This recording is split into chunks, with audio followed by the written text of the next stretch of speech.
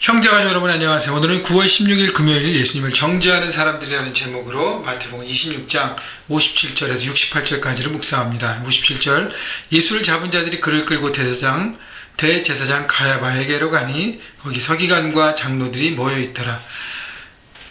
자, 겟세마네 동산에서 가룟 유다와 이들이 보낸 하수인들이 와서 예수님을 잡아서 이들에게로 갑니다. 거기에 서기관과 장로들이 그 밤에 모여있었어요. 여러분, 왜 모여있었을까요? 그 밤에 그들의 법을 통해서 통과시키고 예수님을 자기들이 원하는 대로 죽이기 위한 음모를 꾸미기 위한 것입니다. 여러분, 낮에 공개법정을 하면 많은 사람들이 예수님을 따르고 예수님의 가르침을 받고 예수님의 기적과 이적을 알았기 때문에 그 군중 속에서 온전하게 그 자신들이 원하는 것을 이룰 수가 없어요. 그래서 밤에 정치를 얘기하면 이 날치기 통과하는 거예요. 국회에서 날치기 통과하는 거 있죠? 자기들의 정당이 과반수의석의 표가 있으니까 자기들만 모여서 그것을 다 이렇게 도모해버리는, 바로 이 종교 지도자들이 세상의 원리와 방법을 통해서 예수님을 음모하고 예수님을 죽이려 했다는 것입니다. 그때 58절 보세요. 베드로가 멀찍이 예수를 따라 대제사장의 집들에까지 가서 그 결말을 보려고 안에 들어가 하인들과 함께 앉아 있더라. 베드로는 예수님과 거리가 어떻게 해요? 멀찍이 있었다 그랬습니다. 멀찍이. 예수님과는 멀찍이 있어서 그 멀찍이에서 결과를 지켜봤다는 것이죠. 비겁한 모습이 아닙니까?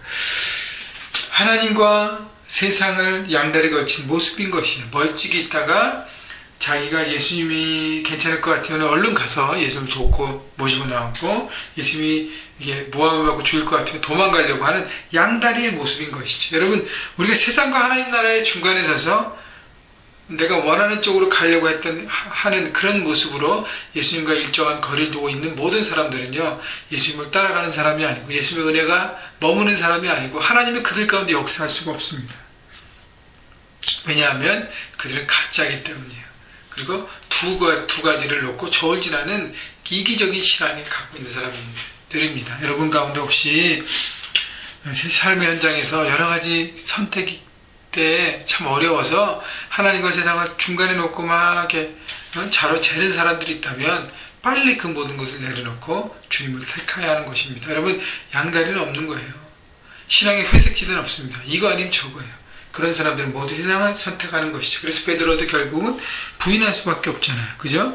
59절 대제사장들과 공회가 예수를 죽이려고 그를 거짓 증거를 찾음에, 자, 대제사장들과 공회 기회를 잡았어요. 세상의 방식으로 살아가는 종교 지도자의 모습을 보인다 그랬는데 바로 거짓 증거를 통해서 예수님을 넘어뜨리려고 합니다. 여러분, 이들은요 하나님 말씀을 갖고 있는 사람들이었어요. 근데 어떻게 해요? 진리가 아니라 거짓을 붙잡고 있는 것입니다. 거짓을 통해서 자신들의 목적과 의도와 그 모든 것들을 이루기 위해서 하는 것입니다. 여러분, 진리에 따라 움직이지 않는 인생, 거짓으로 사람을 짓누르고 묶어버리는 인생, 그들의 인생에 무슨 소망이 있고 그들이 다스리는 나라와 영역이 어떤 소망이 있겠습니까? 자, 여러분, 그래서요, 여러분이 속해 있는 현장에서 여러분 리더로 영향력을 미치고 있는데 여러분이 진리가 아닌 거짓을 붙들고 있으면 여러분이 있는 영역은 소망이 없다는 것입니다. 그래서 진리를 붙들고 하나님의 뜻 가운데, 말씀 가운데 빛으로 나와서 살아야 한다는 것이죠. 60절 거짓 증인이 많이 나왔으나 얻지 못하더니 후에 두 사람이 와서 61절에 이르되 이 사람의 말이 내가 하나님의 성전을 헐고 사흘 동안에 지을 수 있다 하더라 하니. 자, 이 종교지자 이스라엘 백성들에게 가장 큰 죄악은 신성 모독이고 또 성전 모독입니다. 그래서 성전에 대한 얘기, 예수님의 말씀을 하신 것이죠. 예수님은 본인이 3일 만에 죽고 부활하신 것을 성전에 빗들어서 얘기했는데 그것을 육적인 생각으로 액면 그대로 예수님을 무너뜨리려고 하는 것입니다. 62절 대제사장이 일어서서 예수께 묻되 아무 대답도 없느냐, 이 사람들이 너를 치는 증거가 어떠하냐. 네. 자, 빈정거리면서 예수님 앞에 나갑니다. 근데 63절 예수께서는 침묵하셨어요. 자신의 권리와 그 모든 것들을 내려놓고 기다리고 있는 것입니다. 64절 예수께서 이르시되 내가 말하였느니라. 어떤 말이냐면 너로 살아계신 하나님께 맹세하노니 내가 하나님의 아들 그리스도인지 우리에게 말하라. 신성 모독의 죄를 걸고 넘으시려고. 근데 예수님은 그것을 아셨지만 당당하게 얘기하십니다. 그러나 내가 너에게 이르니 이후에 인자가 그 권능의 우편에 앉아있는 것과 하늘 구름을 타고 오는 것을 너희가 보리라 하시니, 예수님은 주저하지 않고 자신이 메시아가 되심을, 또 다시 오실 재림 예수인 것을 선포하십니다. 여러분, 그렇게 말하면 죽는 것인데 바로 그 목적 때문에 오셨기 때문에 당당하게 그 길을 걸어가는 것이죠.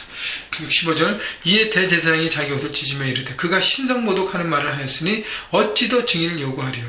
그들이 듣고 싶은 얘기를 들었어요. 그러니까 그것을 붙들고 66절, 너희 생각은 어떠하냐 대답하되 그는 사형에 해당하니라 하고, 자, 이 사형 때문에 이들이 모여서 밤에 날치기 통과하는 것입니다. 예수님은 정당한 어떤 재판과 심판을 받지 않고 십자가 사형으로 내몰려 가는 것입니다. 바로 세상의 원리, 어둠의 원리가 득세했다는 것이죠. 종교지도자들이 그것을 선택했다는 것입니다. 67절, 이에 예수의 얼굴에 침 뱉고 주먹으로 치고 어떤 사람은 손바닥을 때리며, 자, 종교지도자들 하나님 말씀과 하나님의 사람들을 품는 사람들인데 사람을 존중히 여기지 않고 자신들의 이기적인 마음으로 감정으로 대합니다. 여러분, 예수님은요, 죄 없이 고난받으셨습니다. 이렇게 우리의 죄악을 담당하시기 위해서 자신의 권리를 포기하고 이런 엄청난 수모를 겪어 가신 것이죠. 여러분, 우리의 구원이요, 바로 예수님의 고난을 인해서 왔다는 것을 다시 한번 이제 마태복음 막판에 마지막에 치달으면서 주는 십자가를 다시 한번 생각하고 그 십자가로 인한 우리의 구원을 다시 한번 감격하고 감사하고 기뻐하는 시간이 되었으면 좋겠고요.